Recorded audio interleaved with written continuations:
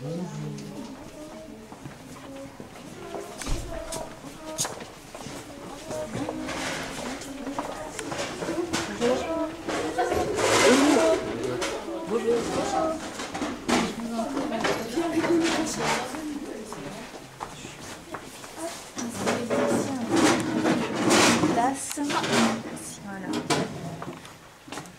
Bien, vous allez vous asseoir.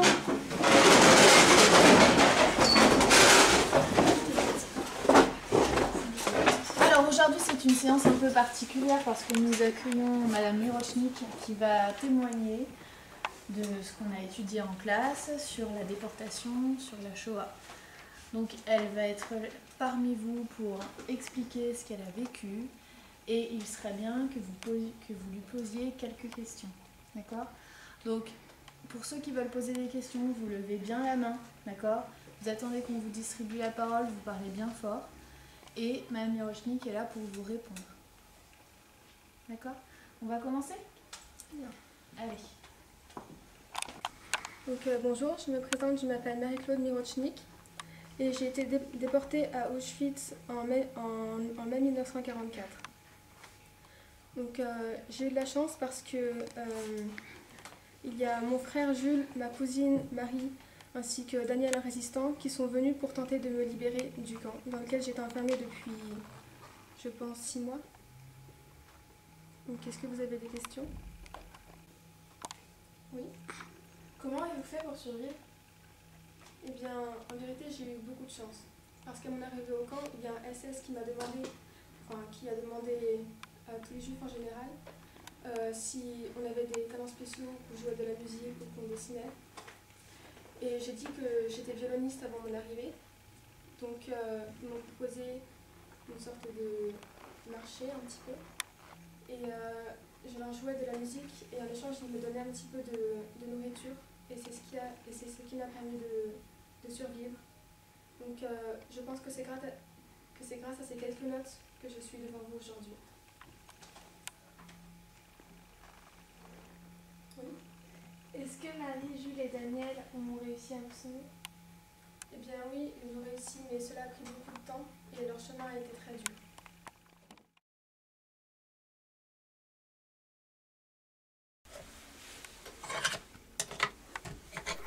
Mardi 3 décembre 1944. En ce jour, mon cher frère aîné, Jules, pour lequel je porte tant d'attention, s'en est allé avec ma tendre cousine Marie, porter de l'aide à ma mère, Marie-Claude, détenue prisonnière au camp d'Auschwitz depuis, je pense, environ 4 mois. Je suis terriblement inquiète au sujet de mon frère et de ma cousine. J'éprouve pour eux une profonde affection et je ne m'en remettrai jamais s'il se produisait un drame ou s'il leur arrivait malheur. Arriveront-ils à survivre dans ce périple? Reviendront-ils tous les 3 sains et saufs? J'appréhende leur retour et prie très fort pour eux.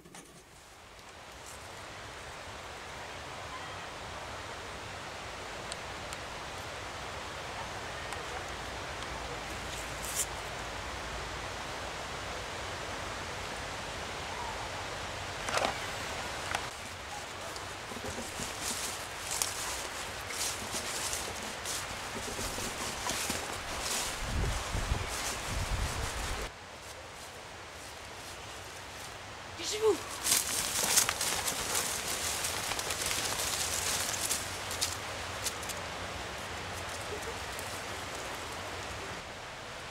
C'est bon! Poussez là! Les Allemands! Allez, on se casse! Allez! À gauche!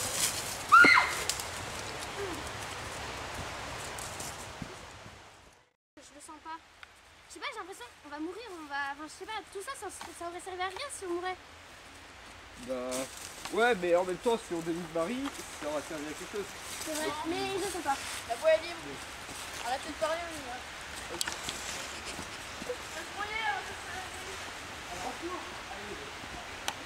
C'est bon, j'ai trouvé un chemin à peu près fiable. Ok.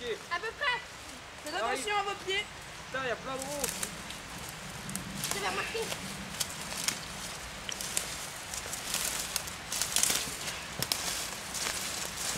Allez, passez là. Là, comme vous voulez. Faut se dépêcher. On n'arrivera jamais à temps. Le soleil se couche là. Allez, venez. Il veut trouver un lieu pour dormir. Bon, on comprend, c'est bon. Bon. Encore 3 jours. Ça va aller, je pense. 3 jours? Ouais, 3 jours. Ça va. Ouais. Mercredi 9 décembre 1944. Cela fait 6 jours qu'ils sont partis et je ressens comme un grand vide de ne pas avoir de nouvelles. D'après leur plan et le peu d'informations qu'ils m'ont confiées avant de partir, ils devraient être vers la frontière polonaise. J'ai passé la nuit à prier en espérant qu'il ne leur arrivera pas de malheur, car c'est en partie pour moi que ma cousine risque sa vie. Elle n'a plus de famille, donc elle nous aide. Je m'inquiète pour elle et pour mon frère, je sens qu'il va se passer quelque chose et j'espère donc que Daniel les sauvera.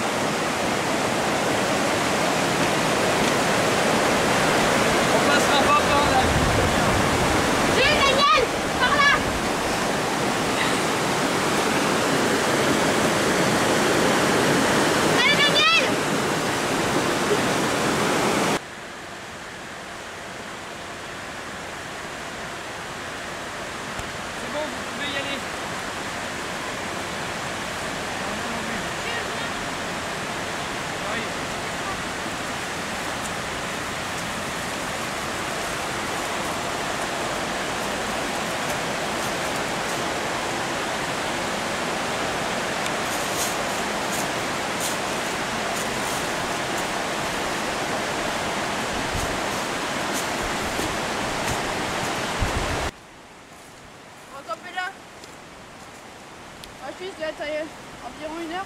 Environ 1 heure? Alors, on a une bonne vue là en hauteur. Oh, cachez-vous. Auschwitz, c'est juste là.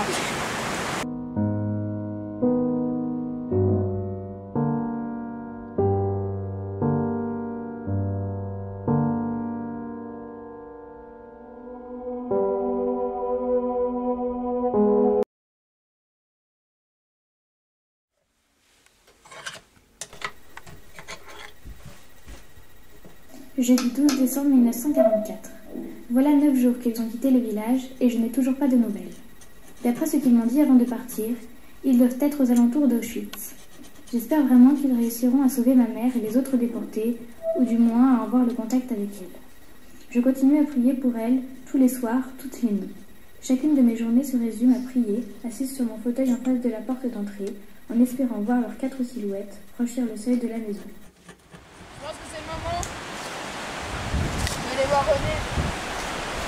Gardez l'œil ouvert, faire attention. Ok. Je vous souhaite bonne chance. Si vous voyez quelque chose, faites 3 fois. Pas de soucis. Restez bien au même endroit. C'est qui René? René, c'est un résistant autrichien. Et il doit nous donner des informations. Et aussi des armes, je crois. C'est pour ça que Daniel est allé le voir. Oui. Et Marie? Non, pas Marie. Appelle-moi Annette. On avait dit ça au début. Parce que c'est pas sécurisé sinon. Ok. Et moi, tu m'appelles bien Mousse, quoi. Ne t'en fais pas. Et donc, Annette, tu t'inquiètes pas trop pour Marie-Claude? Marie-Claude? Bah si, elle était enlevée. Elle est dans un camp à Auschwitz en plus. Personne n'est au courant de ce qui se passe vraiment. Nous, on sait que c'est dangereux, c'est pas bien, c'est mauvais. Tout le monde meurt là-bas. Moi, j'ai peur pour les mecs aussi. Elle a plus personne. On est parti, on est plus là. Sa mère n'est plus là, elle doit s'occuper. Ouais, je comprends. Qu'est-ce qu'on doit faire? Qu'est-ce qu'on peut faire là? Bah, tout d'abord, observer le camp. Puis bah, ensuite, délivrer Marie-Claude. Enfin, c'est... ouais. C'est des jours à seul, il faudra poser les messages. Faut qu'elle sache qu'on soit venu pour elle. Ouais. Bah, c'est ce qu'on avait prévu, mais... Okay. Mais on attend... Ouais. Du 31 décembre 1944. Ce soir, le village est en fête. Discrètement bien sûr, mais en fête. Même si personne n'ose en parler ce jour, tout le monde y pense. Tout le monde espère que l'an 1945 sera la fin de ce massacre.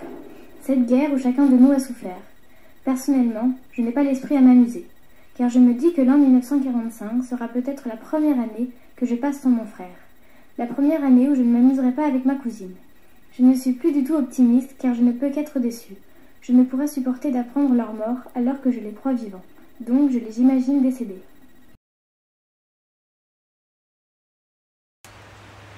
Bon, moi faut que j'aille accueillir Daniel. Tu vas le chercher? T'as besoin d'aide ou pas pour prendre les armes et tout? Non, non, t'inquiète pas, je me débrouille. Bon, je vais rentrer au camp alors. Je vous attends là-bas, faites gaffe à vous.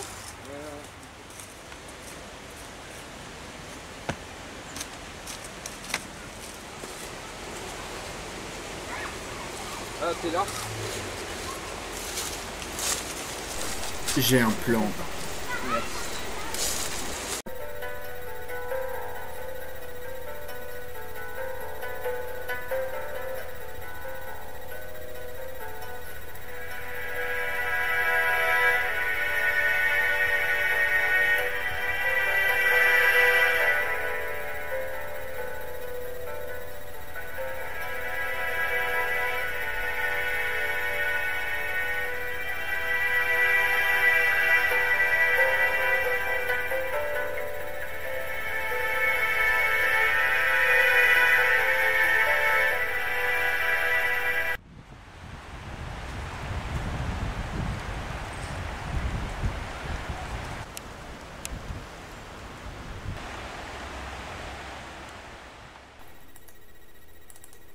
En 1945, pour échapper à l'avancée des Russes soviétiques en Pologne, les Allemands nazis décidèrent de faire marcher les déportés jusqu'à d'autres camps dans l'arrière-pays, comme le camp de Gross-Rosen.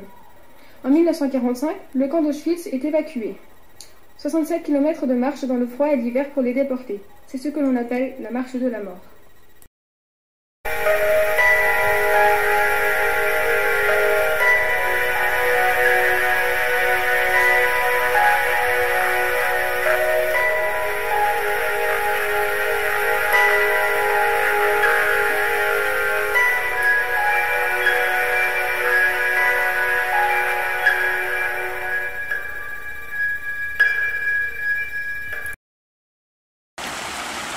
Marie, réveille-toi.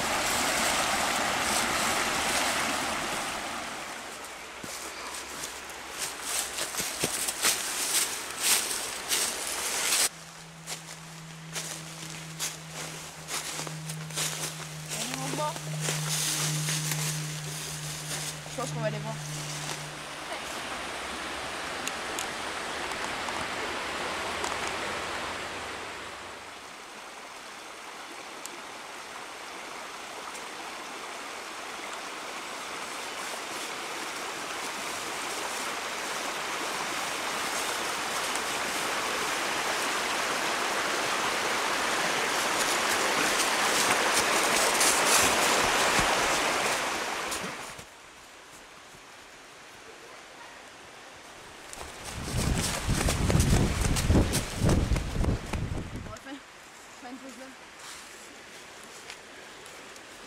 Ils sont beaucoup moins que d'habitude. Ils ont embarqué toutes leurs affaires. Je pense que c'est le moment. Ils sont combien? Quand je l'ai regardé de là-bas, ils étaient deux.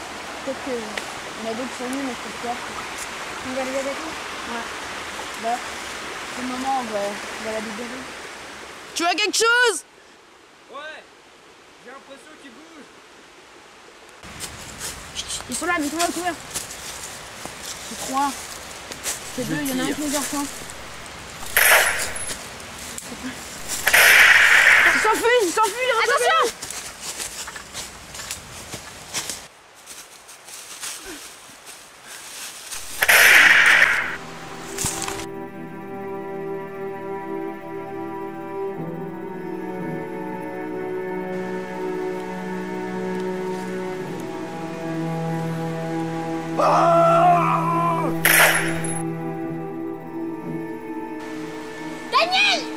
Non, Marie, on n'a pas le temps. Il faut aller délivrer Marie-Claude.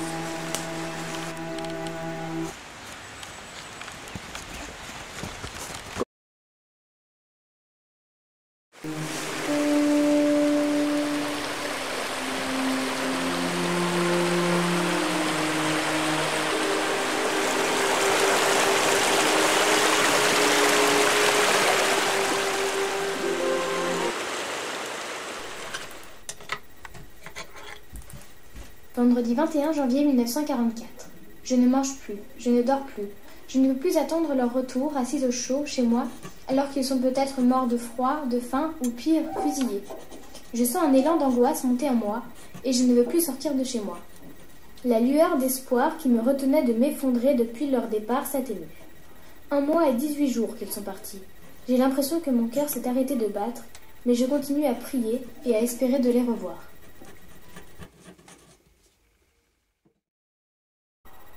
Je fus recueillie par les alliés russes le 20 janvier 1945. Je fus ensuite acheminée jusqu'en France, ma patrie, par train. Le 21 janvier 1945, j'arrivai à l'hôtel Lutetia à Paris. Je restai environ 2 jours. Le 23 janvier 1945, je rentrai enfin à la maison, avec cependant la mort de Daniel se résistant sur le cœur.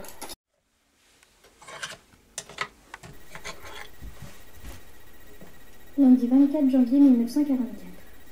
Hier, alors que j'étais prête à me passer la corde au cou, j'ai entendu une clé dans la serrure. Je l'ai entendue, mais j'étais persuadée que ça allait être à mon tour de partir. De partir rejoindre ma mère. Mais lorsque 3 silhouettes apparurent, dotées d'un sourire souffrant, je leur ai sauté au cou, les larmes aux yeux, mais je me rendis vite compte qu'il manquait Daniel. La 3e personne était donc ma mère.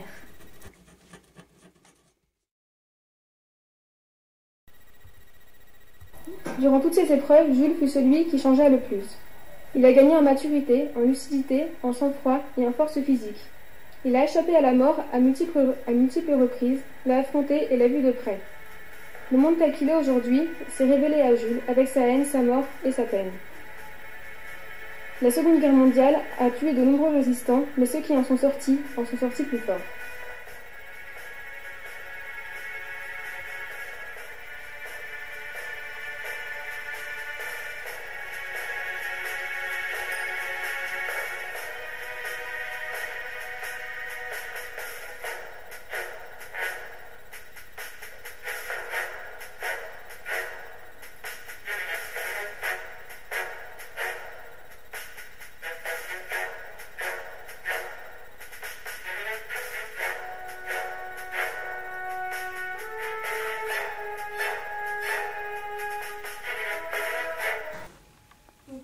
J'aimerais beaucoup remercier Daniel, Jules et Marie qui m'ont sauvé la vie et qui m'ont libéré des camps.